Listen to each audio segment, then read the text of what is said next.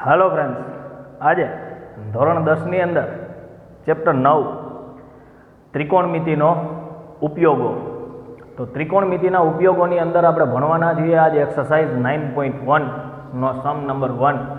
એટલે કે આ ચેપ્ટરના દાખલાઓ કેવા હોય છે આ વિડિયો લેક્ચરની અંદર દાખલાઓની સાથે આપણે જોઈશું કે સર્કસના તંબુમાં જમીન સાથે શિરોલંબ સ્થિતિમાં રહેલા થાંભલાની ટોચથી જમીન સાથે ખેંચીને બાંધેલા 20 મીટર લાંબા દોરડા પર એક કલાકાર ચઢી રહ્યો છે। જો દોરડું જમીન સાથે 30 માપનો ખૂણો બનાવે તો થાંભલાની ઊંચાઈ શોધો। કંઈ ખબર ન પડે તો આકૃતિ જુઓ। તો આનો આપણે આન્સર લખીશું।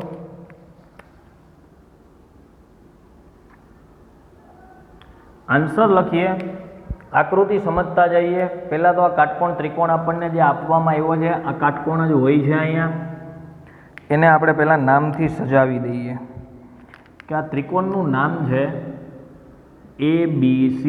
તમને જે મન થાય નામ તમે આપી શકો છો। સમજીએ કે સર્કસના તંબુમાં જમીન સાથે શિરોલંબ સ્થિતિમાં રહેલા થાંભલાની ટોચ આ છે જમીન BC। તો આપણે જોઈ શકીએ કે આ જ થાંભલો હોય એટલે હું અહીં લખી નાખું કે આ છે થાંભલો। થાંભલાની ટોચથી જમીન સાથે ખેંચીને બાંધેલા આ છે થાંભલાની ટોચ, ત્યાંથી ખેંચીને આ જમીન સાથે દોરડું બાંધ્યું છે। ખેંચીને બાંધ્યું છે એટલે તમને જરાય આવો વિચાર આવવો જોઈએ નહીં, એટલે જ અહીંયા આકૃતિ આપેલી છે। એટલે આ દોરડું એકદમ સીધું છે।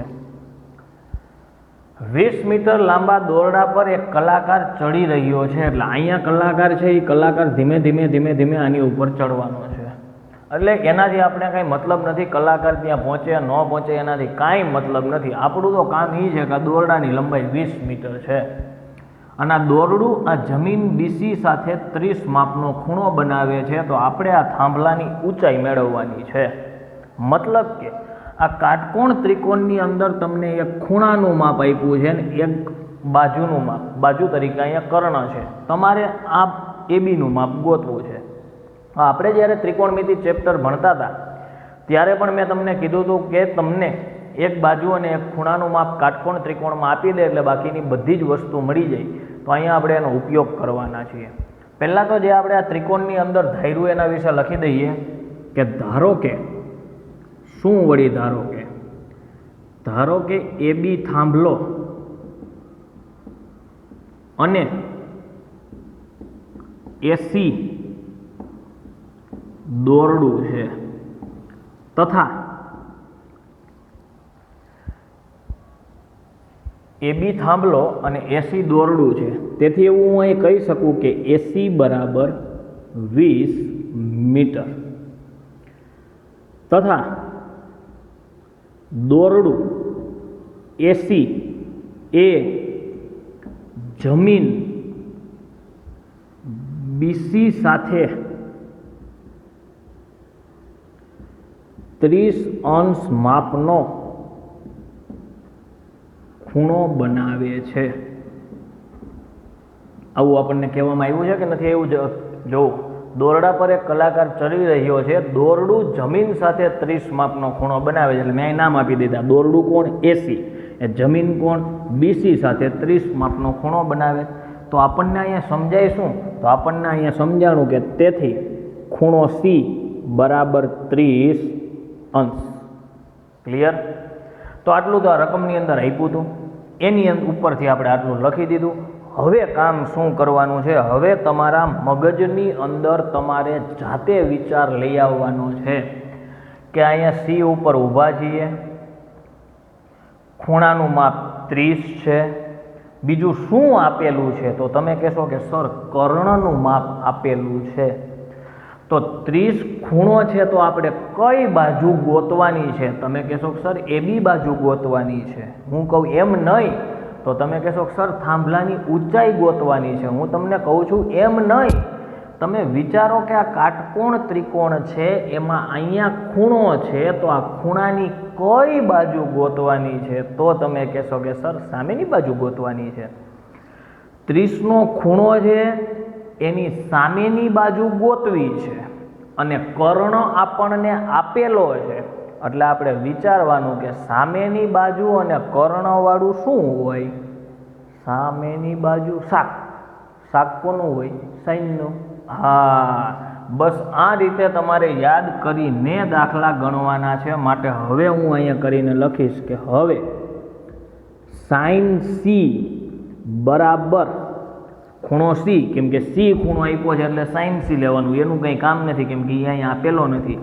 સાઈન સી ખૂણા સીને ધ્યાનમાં રાખી અને સાઈનનું સૂત્ર સામેની બાજુ એટલે AB અને છેદમાં કર્ણ એટલે છે અહીંયા AC.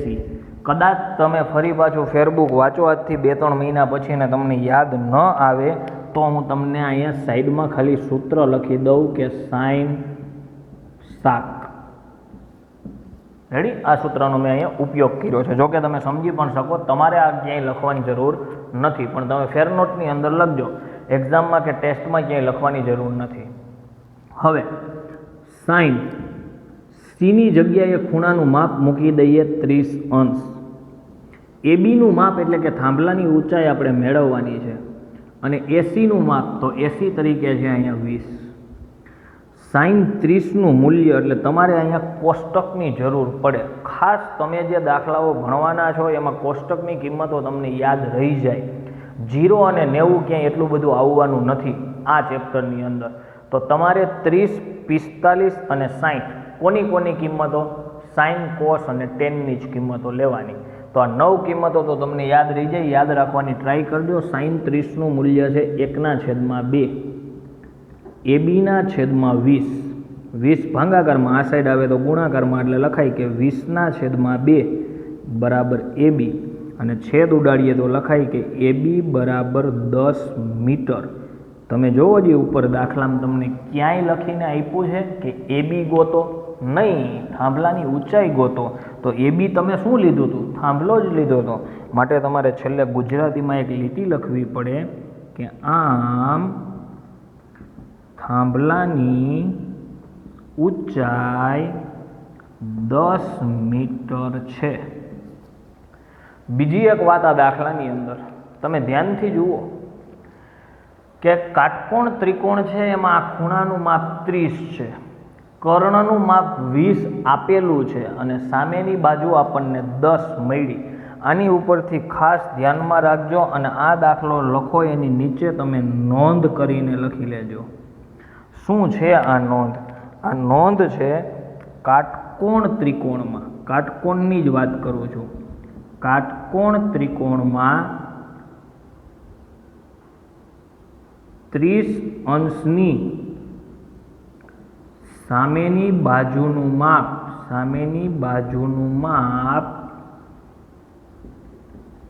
કર્ણના માપ કરતા અડધું હોય છે.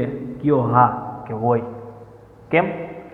કેમ કે આ 30નો ખૂણો છે, કર્ણ 20 હતો, તેની સામેની બાજુ આપણને કેટલી મળી? 10. એટલે તમે લખ્યું કાટકોણ ત્રિકોણમાં 30ની સામેની બાજુનું માપ કર્ણના માપ કરતાં અડધું હોય. આ લીટીનો ઉપયોગ કરીને ઘણા બધા આપણે હેતુલક્ષી પ્રશ્નો સોલ્વ કરી શકીએ. ત્યારબાદ ભવિષ્યમાં આવા કંઈ દાખલાઓ આવે તો એમાં પણ ઉપયોગ કરી શકીએ. અને આ જ દાખલાની રકમ વાંચો ને આકૃતિ દોરો, સીધી ખબર પડી જાય જવાબ 10 આવવો જોઈએ. અને એની ઉપરથી બીજી શું ખબર પડી જાય? જવાબ 10 આવવો જોઈએ તો અહીંયા કિંમત 1/2 જ હોય. એ અડધી થાય શું કામ? કેમ કે સાઈન 30ની કિંમત જ 1/2 થાય, માટે એ કિંમત અડધી થાય છે. એટલે આ લાઈન એક યાદ રાખી લેજો. ભણીએ નેક્સ્ટ દાખલા નંબર 4, એટલે કે બીજો અને ત્રીજો દાખલો જે બાકી રહી ગયો એ નેક્સ્ટ વિડીયો લેક્ચરમાં આવશે. આ ચોથો દાખલો સેમ ટુ સેમ આની જેવો છે એટલે સાથે ગણાવી દઉં. આનો આપણે આન્સર લખીએ. શું કહેવામાં આવ્યું છે કે ટાવરના પાયાથી 30 મીટર દૂર રહેલા જમીન પરના એક બિંદુથી ટાવરની ટોચના ઉત્સેદ કોણનું માપ 30 અંશ છે. તો ટાવરની ઊંચાઈ શોધો. શું ફરક છે? આકૃતિ દોરીએ તો આપણને સમજાય. ટાવરના પાયાથી ધારી લ્યો કે આ ટાવર છે. શું છે આ? ટાવર. તો આ ટાવર છે. ટાવરના પાયાથી 30 મીટર દૂર, આને કહેવાય ટાવરનો પાયો, આને કહેવાય ટાવરની ટોચ. આ ટાવરના પાયાથી 30 મીટર દૂર આવેલું, એટલે આ માપ છે 30 મીટર. 30 મીટર દૂર રહેલા જમીન પરના એક બિંદુથી, આ 30 મીટર દૂર આ જમીન પરનું બિંદુ. સમજાય હું આકૃતિ દોરું? આકૃતિ સમજાઈ ગઈ, દાખલો આવડી ગયો. આ જમીન પરના બિંદુથી ટાવરની ટોચના ઉચ્છેદ કોણનું માપ. હવે તમને ખબર છે ઉચ્છેદ કોણ એટલે ક્યાં જોવું પડે તમારે? ઊંચે. તો આ બિંદુથી તમારે ટાવરની ટોચ જોવી છે તો ઊંચું જ જોવું પડે, એટલે ઉચ્છેદ કોણ જ બને. તો તમે અહીંથી આ ટાવરની ટોચ જોતા હોય તો અહીંયા ઉચ્છેદ કોણ બને. આ ઉચ્છેદ કોણનું માપ 30 અંશ હોય. તો ટાવરની ઊંચાઈ શોધો. એટલે આ દાખલામાં શું હતું?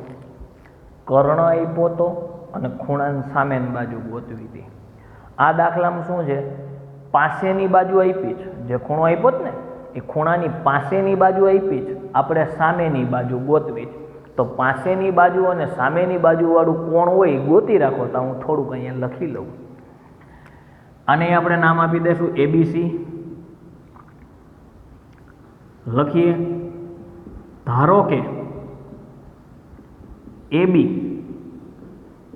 ટાવર છે, બીજું તો કંઈ આપણને આપ્યું નથી. ત્યારબાદ આપણને કહેવામાં આવ્યું છે કે ટાવરના પાયાથી, એટલે ટાવરનો પાયો કોણ થાય અહીંયા? B.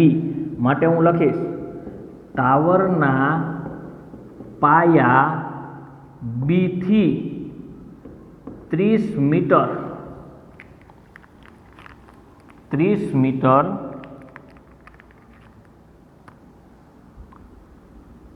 દૂર રહેલા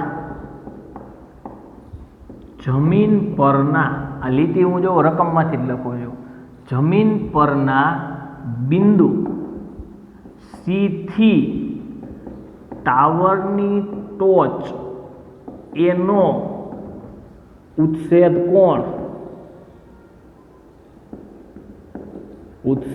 કોણનું માપ 30 અંશ છે. સમજો કે ટાવરના પાયા B થી, હવે ટાવરનો પાયો ખાલી અહીં લખ્યું હતું, હવે નામ આપણને ખબર છે એટલે B આપી દઈએ. ટાવરના પાયા B થી 30 મીટર દૂર રહેલા જમીન પરના બિંદુ C, જમીન પરનું બિંદુ કીધું હતું, હવે આપણી પાસે નામ છે એટલે મેં કહી દીધું જમીન પરના બિંદુ C થી ટાવરની ટોચ A ના ઉચ્છેદ કોણનું માપ 30 અંશ છે. તો આ લીટી ઉપરથી આપણને બે વાત ખબર પડી, હું અહીં લખી દઉં. કઈ બે વાત? પહેલી વાત તો આપણને એ ખબર પડી કે BC બરાબર 30 મીટર થાય. જોવો આમાં ઉલ્લેખ કર્યો છે B થી 30 મીટર દૂર રહેલું બિંદુ C, એટલે BC બરાબર 30 મીટર. બીજી કઈ વાત ખબર પડી કે ખૂણો C બરાબર 30 અંશ. હવે મેં તમને કીધું હતું, તમે યાદ કરી રાખો કે સામેની બાજુ અને પાસેની બાજુ વાળું કયો ત્રિકોણમિતિય ગુણોત્તર? તમે કીધું સર બે આવે, ટેનેય આવે ને કોટેય આવે, અમારે કયું લેવાનું? બેમાંથી ગમે. તો તમે એમ કહો સર અહીંયા સામેની બાજુ કર્ણવાળી બે વસ્તુ આવે, એક સાઇન આવે ને એક કોસેક આવે. તો કોસેક લઈને દાખલો ગણ્યો હોય તો ચાલે જ ને. કોસેક C લખો તો આ બે બદલી જાય. કર્ણના છેદમાં સામેની બાજુ એટલે શું આવી જાય? AC ના છેદમાં AB. અહીંયા કિંમત 2 આવી હતી, એની બદલે કેટલી આવી જાય? 1/2 છે તો 2 આવી જાય, 20 અંશમાં આવી જાય, AB છેદમાં આવી જાય, અંતે જવાબ 10 જ આવે. એટલે જ કહું છું કે તમારે 6 સૂત્રો યાદ રાખીને 6 ની કિંમત યાદ રાખવાની જરૂર નથી. માત્ર પેલા 3 સૂત્ર ક્યાં? સાઇન, કોસ, ટેન, અને આ 3ની જ 3 કિંમતો 30, 45 ને 60 આટલું યાદ રાખી લ્યો એટલે આ ચેપ્ટરમાં ક્યાંય તકલીફ થાય નહીં. તો વધ્યા આગળ કે હવે tan C, sin સાક, cos પાક, tan સાપ, સામેની બાજુ અને પાસેની બાજુ. તો ખૂણા C ને ધ્યાનમાં રાખીને સામેની બાજુ કોણ છે? તો AB. પાસેની બાજુ કોણ છે? તો BC. કૌંસમાં હું તમને લખી દઉં કે tan સાપા. આ સૂત્રનો મેં ઉપયોગ કર્યો છે. હવે અહીં કિંમત મૂકી દઈએ. tan C ની જગ્યાએ તો C 30 અંશ. AB નું માપ મેળવવાનું છે. BC નું માપ 30 આપણને આપેલું છે. tan 30નું મૂલ્ય કોષ્ટકમાં ગોતવા નીકળવું પડે કે tan 30નું મૂલ્ય, અને જો ગોતવા ન નીકળવું હોય તો હું તમને શીખવાડું કે કેવી રીતે તમે ફટાફટી ગોતી શકો. હવે પહેલાં યાદ કરો, 30નો ખૂણો છે એટલે સાઇનની કિંમત યાદ કરાય.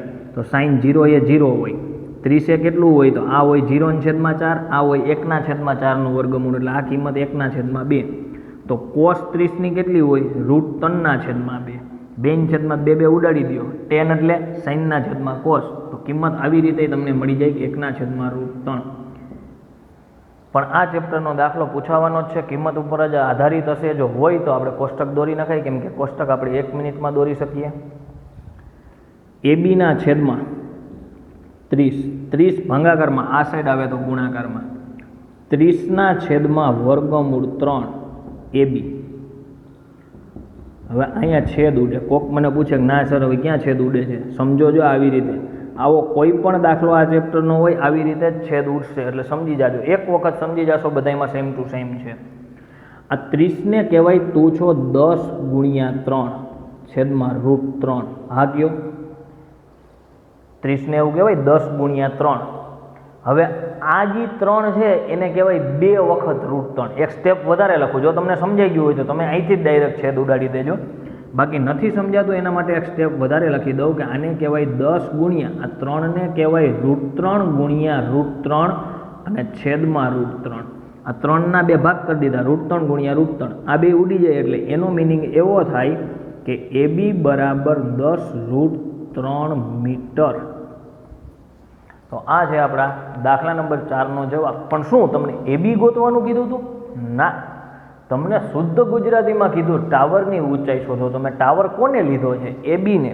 તો આપણે છેલ્લે એક લાઈન લખવી પડે કે આમ ટાવરની ઊંચાઈ 10√3 મીટર છે. ઘણી વખત તમને દાખલાઓની અંદર કિંમત આપવામાં આવશે કે √3ની કિંમત 1.73 લેજો. જો તમને આપવામાં આવે, છેલ્લે કાઉન્સમાં આપવામાં આવશે, જો આપવામાં આવે તો તમારી કિંમત અહીંયા મૂકી દેવાની, √3ની જગ્યાએ 1.73, અને એમાં તમે 10 ગુણી દો તો આ જ દાખલાનો જવાબ થાય 17.3 મીટર. ક્લિયર? મળીએ નેક્સ્ટ નવા વિડીયો લેક્ચરની અંદર કાંઈક નવા દાખલાઓ સાથે.